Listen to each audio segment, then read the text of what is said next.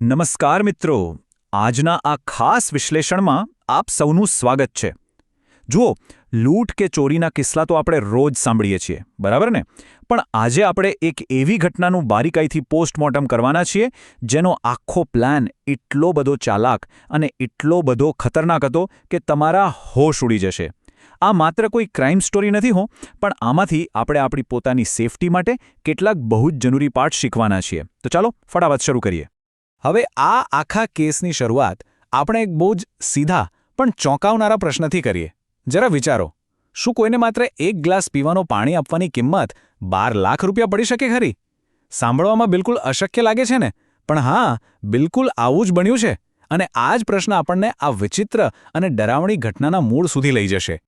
વિભાગ પહેલો, ચાંદીની લાલચ અને મોહ.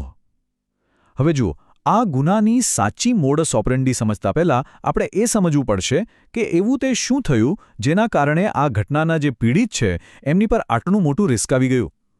આર્થિક પરિસ્થિતિનો અહીં બહુ મોટો રોલ છે. તો વાત જાણે એમ છે કે આ આખી ઘટનાનો સીધો કનેક્શન ચાંદીના ભાવ સાથે જોડાયેલો છે. અચાનક જ માર્કેટમાં ચાંદીનો ભાવ 60,000થી સીધો ઉછળીને 2,51,000 રૂપિયા પ્રતિ કિલો થઈ ગયો. Just imagine. હવે આપણા આ કેસના પીડિત ફૂમતાજી, એમણે જ્યારે ભાવ સાવ ઓછો હતો ને ત્યારે ચાંદી ખરીદી રાખેલી. એટલે સીધી વાત છે, રાતોરાત પોતાની સંપત્તિમાં આવો જંગી ઉછાળો જોઈને કોઈ પણ માણસ ખુશીથી પાગલ થઈ જાય. એમના કિસ્સામાં પણ એવું જ થયું. પણ આ અતિશય ખુશી જ એમને ભારે પડી. ભાવમાં આવો મોટો ઉછાળો જોઈને ફૂમતાજી પોતાના ઉત્સાહ પર કાબૂ ન રાખી શક્યા.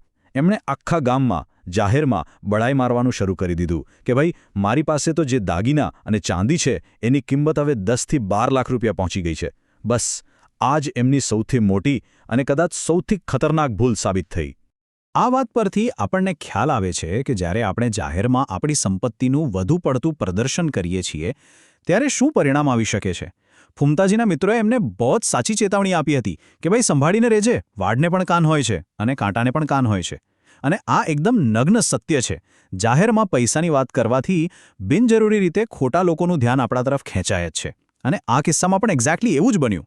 વિભાગ 2, ફૂમતાજી સાથે થયેલી છેતરપિંડી. હવે આપણે એ જોઈએ કે ખરેખર એ દિવસે ઘટના કઈ રીતે ઘટી. પેલી બડાઈ મારવાની આદત છેવટે એમને કેવી રીતે ભારે પડી ગઈ તે આપણે હવે સમજીશું. જુઓ, ચોરોની પ્લાનિંગ કેટલી જબરદસ્ત હતી. એમણે ઘરમાં ઘૂસવા માટે એકદમ માસ્ટર પ્લાન બનાવ્યો હતો. થાય છે એવું કે એક વૃદ્ધ માણસ ફૂમતાજી પાસે આવે છે, એકદમ બિચારો બનીને, અને કહે છે કે મને બ્લડ પ્રેશરની બીમારી છે, મારે દવા લેવી છે, તો માત્ર એક ગ્લાસ પાણી મળશે? હવે તમે જ કહો, કોઈ પણ સામાન્ય માણસ આવા બહાના પર શંકા કેવી રીતે કરે? કોઈ ના કરે. અને આ જ વાત મને સૌથી વધુ ચોંકાવનારી લાગી. ફૂમતાજીની જે સામાન્ય માનવીય દયા હતી, કોઈને પાણી પીવડાવવાની એમની ભાવના, બસ એ જ એમની સૌથી મોટી નબળાઈ બની ગઈ.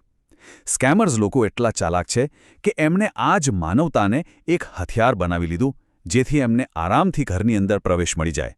વિભાગ 3, મોટી ઘોડી, પાસવર્ડ. હવે આપણે આ ઘટનાના એ ભાગ પર આવ્યા છીએ જે કોઈ સસ્પેન્સ થ્રિલર ફિલ્મ જેવો છે. ગુનેગારોની સિક્રેટ ભાષા. જેવું ફૂમતાજી અંદરથી પાણી લઈને બહાર આવ્યા ને એટલે પેલા વૃદ્ધ માણસે નવું નાટક ચાલુ કર્યું. એ પોતાની થેલીમાં ફાંફા મારવા લાગ્યો, જાણે કોઈ દવા શોધતો હોય. અને પછી ફૂમતાજી ત્યાં જ ઊભા હતા, એમની બિલકુલ સામે જ. એણે ફોન કાઢ્યો અને કોઈને ફોન પર કહ્યું, જલ્દી કર, ફટાફટ મોટી ગોળી લઈને આવો.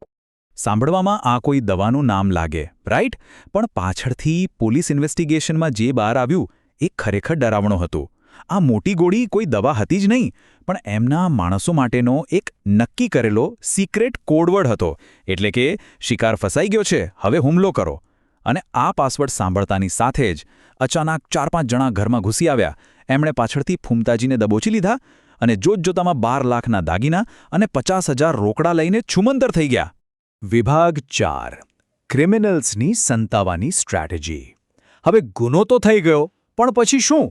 આટલો બધો કિંમતી સામાન અને રોકડા લઈને ભાગ્યા પછી પોલીસથી કેવી રીતે બચવું, એના માટે પણ આ લોકોનો પ્લાન એકદમ રેડી હતો.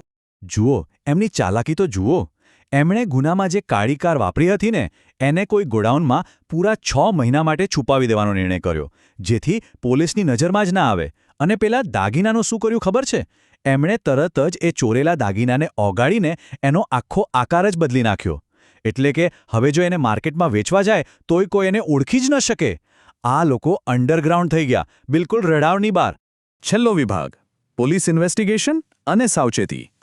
તો મિત્રો, આ આખી ઘટના પરથી આપણે શું શીખી શકીએ? પોલીસે આ કેસ સોલ્વ કર્યા પછી કેટલીક બહુ જ પ્રેક્ટિકલ અને અગત્યની સલાહ આપી છે, જે આપણે બધાએ ધ્યાનમાં રાખવા જેવી છે. તો સૌથી મોટી વાત જે શીખવાની છે તે છે અંધવિશ્વાસ અને સતર્કતા વચ્ચેનો તફાવત.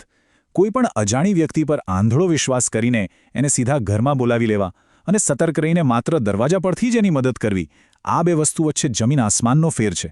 પોલીસ એકદમ ક્લિયરલી કહ્યું છે કે જો કોઈ મદદ માંગવા આવે, પાણી માંગે કે જમવાનું માંગે તો આવી મદદ ચોક્કસ કરો, પણ પૂરી સાવચેતી સાથે. તમે દરવાજો બંધ રાખીને અથવા માત્ર જાળી ખોલીને પણ પાણી આપી શકો છો. કોઈ પણ અજાણ્યા વ્યક્તિને ઘરની અંદર બોલાવવાની બિલકુલ જરૂર નથી. તો આજની આ ચર્ચા પૂરી કરતા પહેલા હું તમને એક સવાલ પૂછવા માંગુ છું.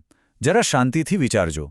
આજની આ દુનિયામાં જ્યાં આપણી દયા અને માનવતાનો જ આપણી સામે હથિયાર તરીકે ઉપયોગ થઈ શકે છે, ત્યાં આપણે બીજાની મદદ કરવા અને આપણા પોતાના પરિવારની સુરક્ષા, આ બંને વચ્ચે કેવી રીતે બેલેન્સ રાખીશું? આજે જ તમારી રોજિંદી આદતો પર એક નજર નાખજો. ક્યાંક તમે પણ તો અજાણતા આવા કોઈ ફ્રોડ માટે તમારા ઘરનો દરવાજો ખુલ્લો નથી મૂકી રહ્યા ને? મને આશા છે કે આ માહિતી તમને અને તમારા પરિવારને ચોક્કસપણે વધુ સુરક્ષિત બનાવશે. આવા જ રસપ્રદ વિશ્લેષણ સાથે ફરી મળીશું. ત્યાં સુધી સતર્ક રહો અને સલામત રહો.